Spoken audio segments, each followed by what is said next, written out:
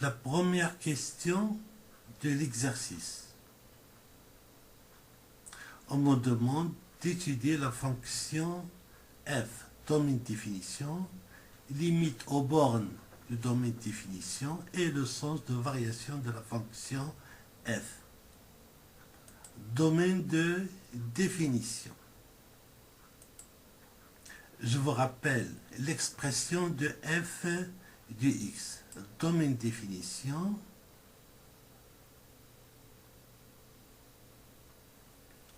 Alors on a f de x, elle est définie à l'aide de logarithme.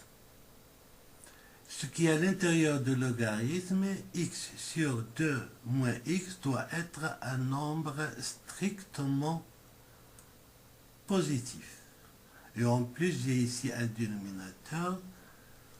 2 moins x doit être différent de 0. Donc, je me suis ramené à étudier le signe de x sur 2 moins x. Voici le tableau qui me donne le signe de x sur 2 moins x. Alors, x s'annule en 0. Elle est négative à gauche de 0, positif à droite de 0. 2 moins x, il est positif à gauche de 2 et négatif à droite de 2. Le signe de x sur 2 moins x, je fais le produit, moins plus ça me donne moins, plus ça me donne plus moins ça me donne au moins. Et je remarque que x sur 2 moins x, il est strictement positif si, et seulement si, x il est strictement compris entre 0 et 2. La deuxième condition, 2 moins x différent de 0, me donne que x doit être différent de 2. Donc, le domaine de définition f, c'est l'intervalle ouvert de deux côtés, c'est l'intervalle 0 et 2. Alors 2 n'appartient pas à cet intervalle. Limite aux bornes du domaine de définition. Domaine de définition, c'est l'intervalle 0,2 ouvert. Donc, je dois calculer la limite de f à droite de 0 et la limite de f à gauche de 2.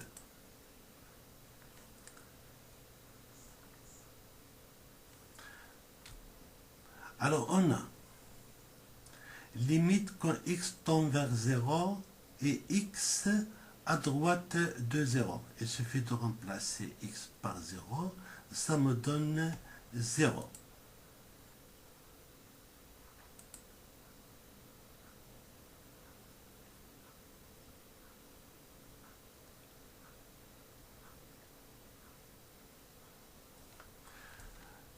Et donc, limite de f de x quand x tend vers 0, c'est la limite de logarithme de cette expression. Je sais que cette expression qui est ici tend vers 0 et logarithme tend vers moins l'infini. Je peux conclure que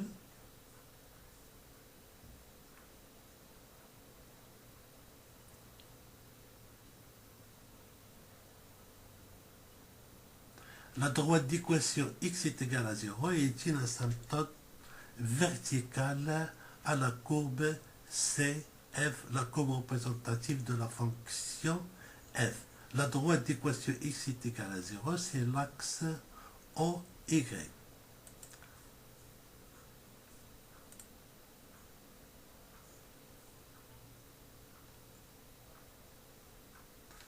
Limite quand x tend vers 2 et x il est à gauche de 2. À gauche de 2, 2 moins x, il est positif. Donc lorsque x tend vers 2, 2 moins x tend vers 0 par valeur positive, c'est-à-dire il tend vers 0 plus. 2 sur 0 plus, ça me donne plus l'infini. Alors en passant au logarithme,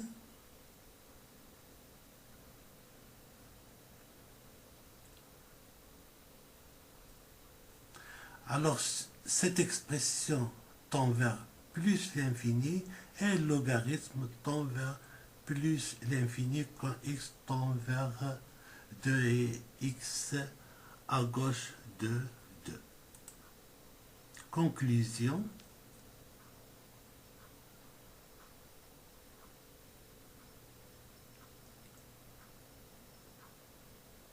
La droite d'équation x est égal à 2 est une asymptote verticale à la courbe CF. Sens de variation de la fonction f sur son domaine de définition. L'expression de f du x. F est une fonction continue et dérivable sur son domaine de définition parce qu'elle est le composé de deux fonctions. La première fonction, c'est la fonction logarithme. Deuxième fonction, c'est une fonction rationnelle. Et ces deux fonctions sont continues et dérivables sur leur domaine de définition. Je rédige ceci.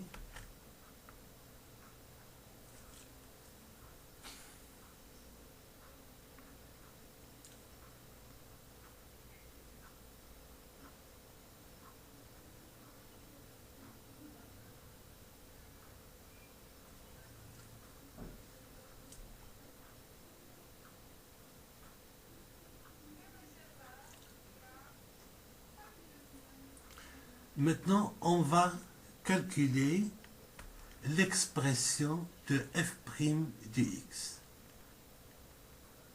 F' de x, c'est la dérivée de logarithme de x sur 2 moins x. D'abord, j'inverse le logarithme, ça me donne 2 moins x sur x. Après, je calcule la dérivée de la fonction x sur 2 moins x.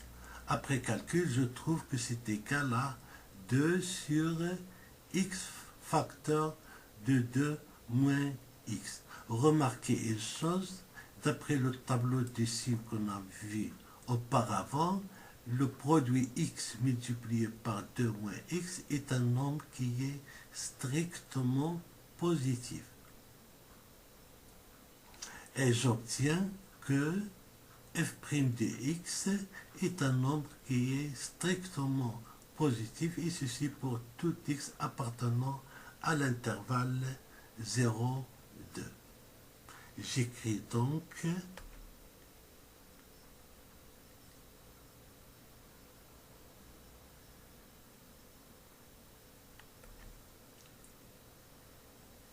voilà, si f' du x est strictement positif, ça veut dire que la fonction f elle est strictement croissante sur son domaine de définition.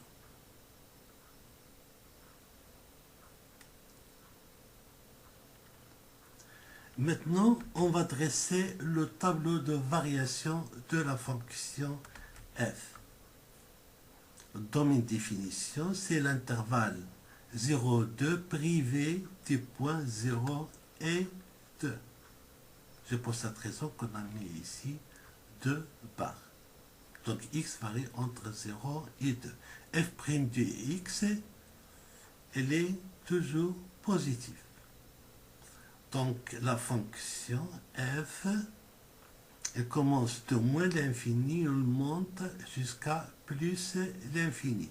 Les droites x est égal à 0 et x est égal à 2 sont des asymptotes à la courbe représentative de la fonction f. La deuxième question de l'exercice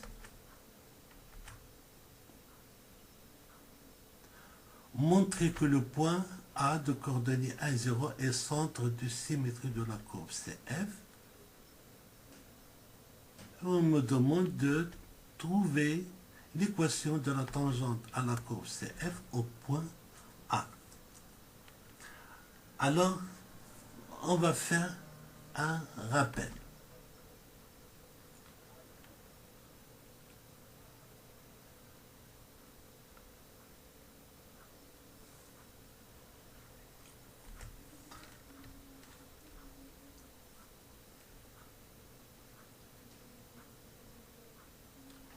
Alors, un point de coordonnées A et B est centre de symétrie de CF, il doit vérifier deux conditions. La première condition, si ou bien X appartient au domaine de définition, si et seulement si 2A moins X appartient au domaine de définition. En plus, la deuxième condition, F doit vérifier cette égalité. 2b moins f de x est égal à f de 2a moins x. Alors, on va appliquer ceci à notre point A. Ici, petit a est égal à 1 et petit b est égal à 0. Si je remplace ici a par 1, je trouve 2 moins x. Et si je remplace ici b par 0, je trouve ici 0 moins f de x est égal à f de 2 moins x. Alors, vérifions la première condition.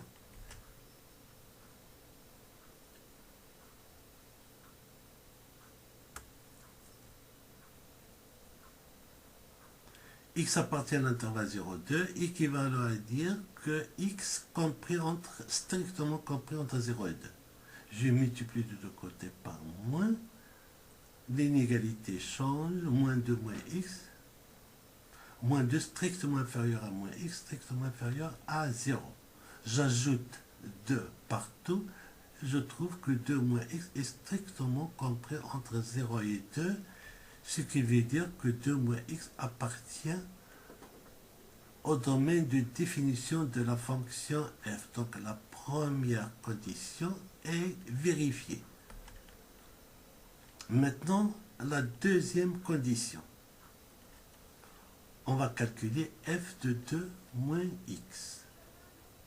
Dans l'expression de f de x, on remplace x par 2 moins x. Je fais le calcul, ça me donne logarithme de 2 moins x sur x. J'inverse, je mets ici un signe moins. Et là, c'est l'expression de f de x. Donc, c'est égal à moins f de x, qu'on peut l'écrire sous la forme de 2 fois 0 moins f de x. Je peux conclure donc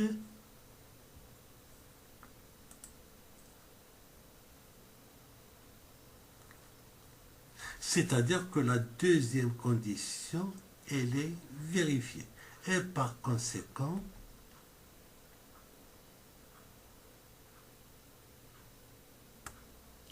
le point A de coordonnées A0 est centre de symétrie de la courbe CF. L'équation de la tangente à la courbe CF au point A.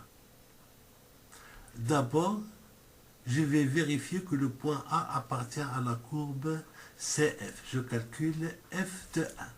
Si je calcule f de 1, je remplace x par 1 dans l'expression de la fonction f. Je trouve que c'est égal à ln de 1 qui est égal à 0. Donc on a bien le point A appartient à la courbe CF. Maintenant,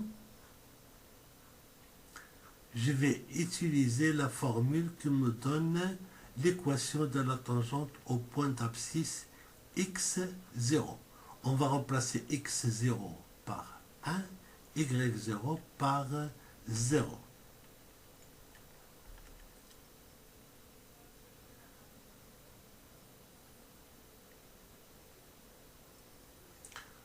Donc si je remplace, j'obtiens y est égal à f' de 1, facteur de x moins 1. On a déjà l'expression de f' de x, et si je remplace par 1 dans l'expression de f', j'obtiens 2. Donc ça me donne y est égal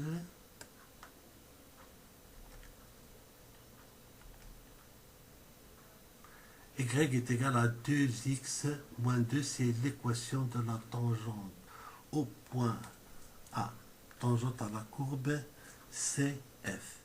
La troisième question de l'exercice.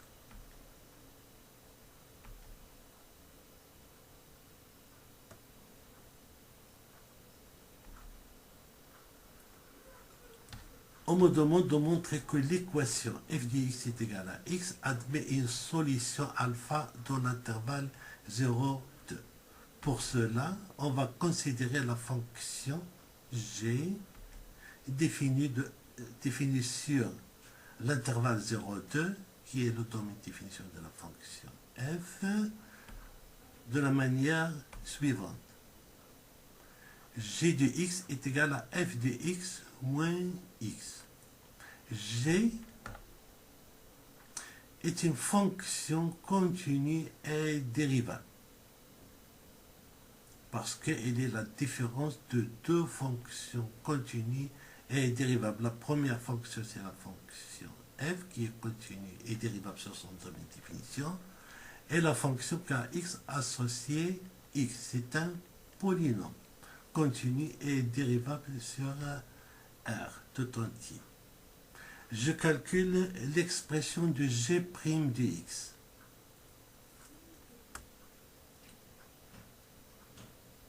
G' de x est égal à f' de x moins dérivé de x, c'est 1. Donc g' de x est égal à f' de x moins 1. Je remplace f' de x par son expression. Ça me donne 2 sur x, 2 moins x moins 1. Je fais les calculs, je trouve ce rapport. Alors je sais que x, facteur de 2 moins x, est un nombre qui est strictement positif. Donc il me reste à savoir le signe de x au carré moins 2x plus 2. C'est un polynôme de second degré. Je peux calculer le discriminant delta pour étudier le signe de x au carré moins 2x plus 2. Alors, ce que j'ai fait, je l'ai fait de manière simple, ce que j'ai écrit, x au carré moins 2x plus 2 sur sa forme canonique, c'est égal à x moins 1 au carré plus 1. Et je vois que x au carré, que x moins 1, le tout au carré plus 1, c'est un nombre qui est strictement positif, puisque c'est le carré plus 1. J'obtiens finalement que g' de x est un nombre qui est strictement supérieur à 0, et ceci pour tout x appartenant à l'intervalle 0, 2. Et je peux conclure que g est une fonction continue et strictement croissante sur 0,2. En plus,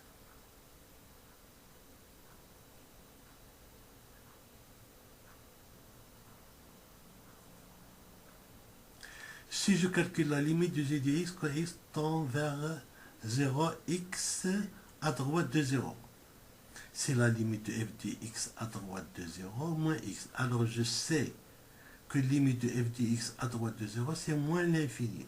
Moins l'infini moins 0, c'est moins l'infini.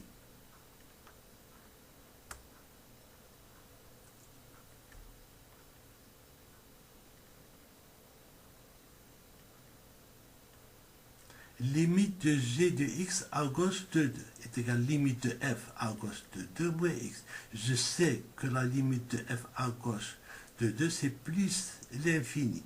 Moins 2, plus l'infini moins 2, ça donne plus l'infini. G continue strictement croissante sur 0,2 et elle monte de moins l'infini à plus l'infini, elle passe par 0. Donc je peux affirmer que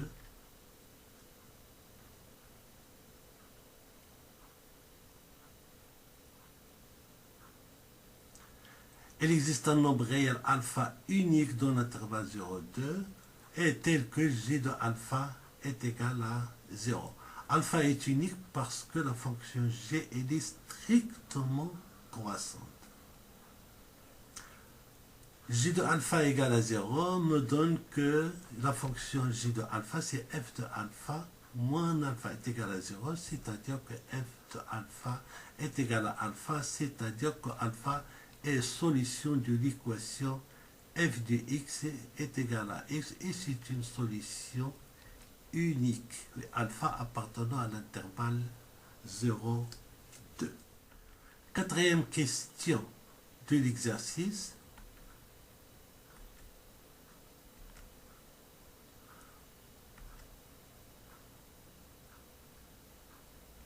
Montrer que f est une bijection de l'intervalle 0,2 dans R et que pour tout x appartenant à R, f moins 1 de x est égal à 2 exponentielle x sur 1 plus exponentielle x.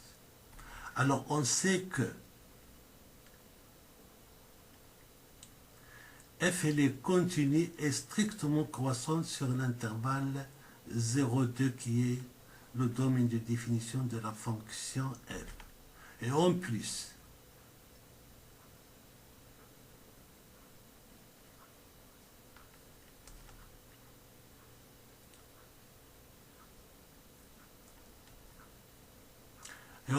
limite de f à droite de 0 c'est moins l'infini, limite à gauche de f à gauche de 2 c'est plus l'infini. Alors ces conditions sont suffisantes pour affirmer que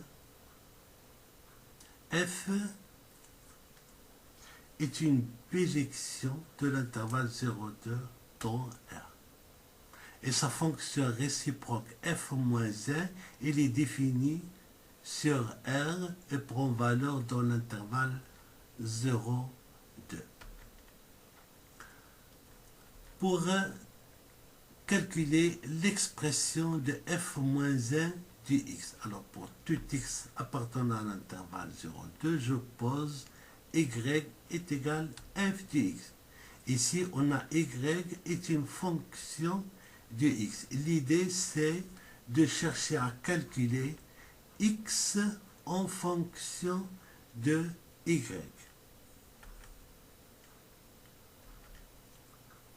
Je remplace f par son expression.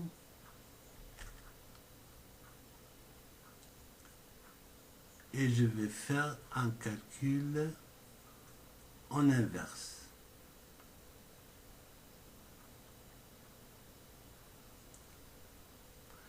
Y est égal au logarithme népérien de x sur 2 moins x. Je passe à l'exponentielle, me donne que l'exponentielle de y est égal à x sur 2 moins x. Je fais les calculs, ça me donne que l'exponentielle y sur 2 moins x est égal à x. Je mets les termes de x d'un côté et je fais x en facteur. Ça me donne x facteur de 1 plus exponentielle y est égal à 2 exponentielle y. Donc je peux tirer x est égal à 2 exponentielle de y sur 1 plus exponentielle de y. Ça, c'est l'expression de f moins 1 de y.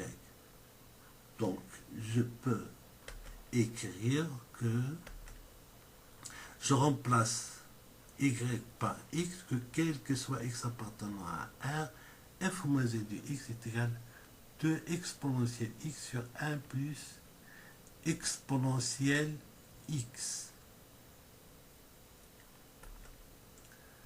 Cinquième question, petit a de l'exercice. Me demande de construire les courbes CF et CF-1. CF-1, c'est la courbe représentative de la fonction f-1 dans le même repère orthonormé O et J. Je commence par placer le repère orthonormé. Ça, c'est l'axe des x, ça, c'est l'axe des y. Et des points particuliers. Le point A qui est centre de symétrie de la courbe, c'est F.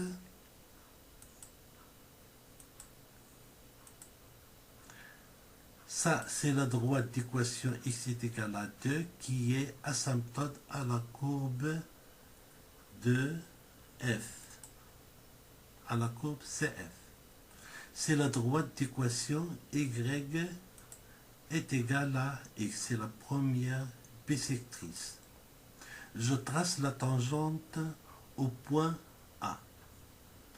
Alors maintenant, pour tracer la courbe CF, je sais que la courbe CF commence du point A et elle monte asymptotique avec la droite x est égale à 2. C'est ça, commence du point A et elle monte asymptote à la droite x est égal à 2. L'autre partie, je sais que le point A est centre de symétrie de la courbe CF. Je trace la symétrie de cette partie de la courbe par rapport au point A.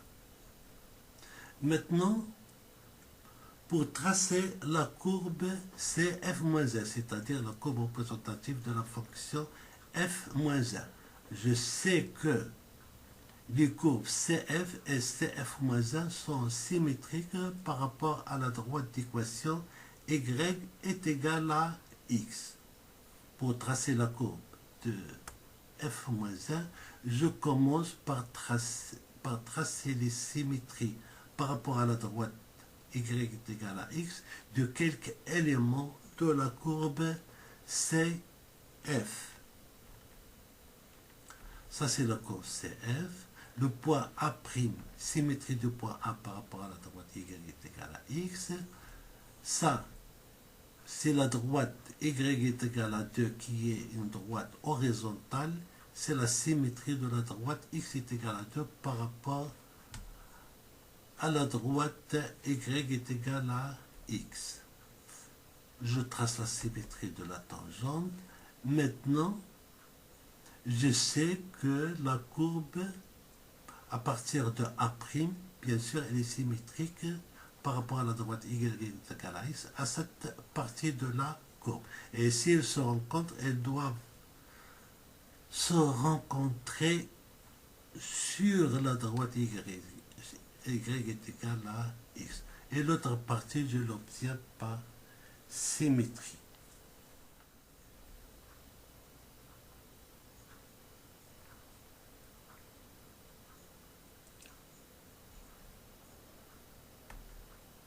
La question petit b.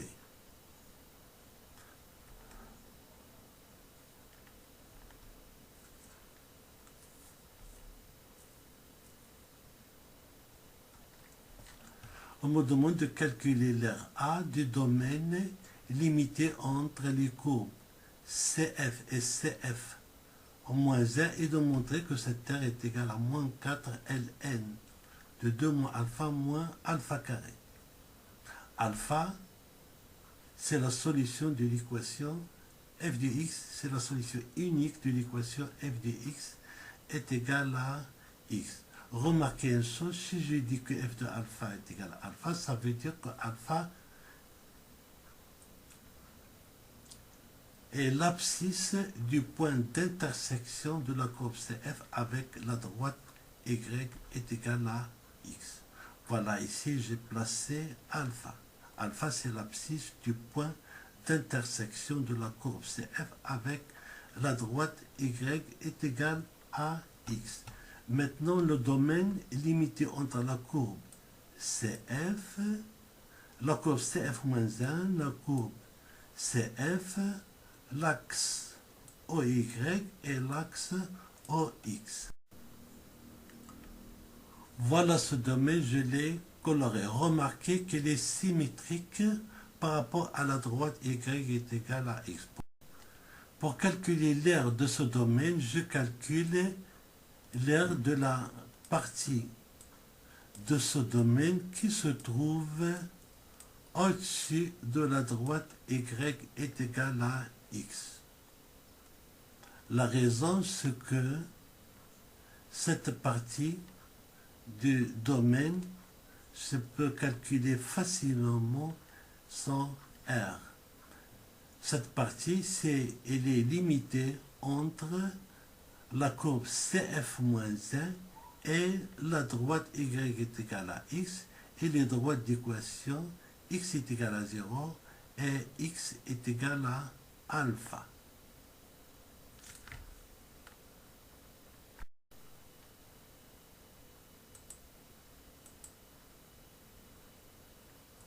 Je vous rappelle l'expression de f moins 1 dx. L'air divisé par 2, c'est l'intégrale de 0 à alpha de f moins 1 de x moins x. Je remplaçais ici f moins 1 par son expression. Donc j'ai fait mes calculs. Je remarque ici d'abord, j'ai ici exponentielle x. Exponentielle x, c'est la dérivée de 1 plus exponentielle x. Si je dérive 1 plus exponentielle x, je trouve que c'est égal à exponentielle x. Donc j'ai ici la forme u' sur u. Sa primitive, c'est logarithme de u. U étant 1 plus exponentielle x. Et je sais que 1 plus exponentielle x est un nombre qui est positif. 2, je peux le faire sortir de l'intégrale. Donc ça me donne 2 logarithme de 1 plus exponentielle x. Moins primitif de x, c'est x au carré sur 2. Et tout ça pris entre les bornes alpha et 0. Si je remplace par alpha, ça me donne ceci. Si je remplace par 0, exponentielle 0, c'est 1, 1 plus 1 c'est 2, donc c'est moins 2, ln de 2. Et si je remplace ici par 0, ça me donne 0. C'est pas fini parce que c'est pas ça l'expression demandée dans l'exercice. On va utiliser la remarque suivante. On sait que f de alpha est égal à alpha. Je remplace.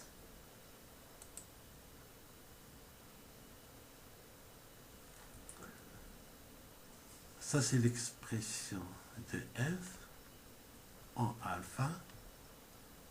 Je passe à l'exponentielle. Me donne que l'exponentielle alpha est égal à alpha sur 2 moins alpha. Maintenant, dans l'expression de a sur 2, on va remplacer exponentielle alpha par alpha sur 2 moins alpha. Voilà, j'ai remplacé exponentielle alpha par alpha sur 2 moins alpha. Et j'ai fait le calcul, ça me donne a sur 2 est égal à 2 fois logarithme de 2 sur 2 moins alpha carré sur 2. Moins 2 ln de 2. Ln de 2 sur 2 moins alpha, je peux l'écrire de la forme ln de 2 moins ln de 2 moins alpha. Donc ceci est égal à 2 ln de 2 moins 2 ln de 2 moins alpha. Moins alpha carré sur 2 moins 2 ln de 2. Je peux simplifier ici 2 ln de 2 avec ici 2 ln de 2. Il me reste, bien sûr, on fait passer le 2 de l'autre côté. Ça me donne a est égal à moins 4 ln de 2 moins alpha carré, ce qui est demandé dans l'exercice.